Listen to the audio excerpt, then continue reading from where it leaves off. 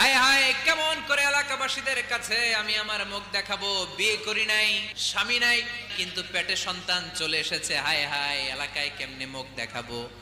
লজ্জায় পড়ে মারিয়াম আলাইহিস সালাম এলাকা থেকে চলে গেলেন। কি অবাক করে কাণ্ড!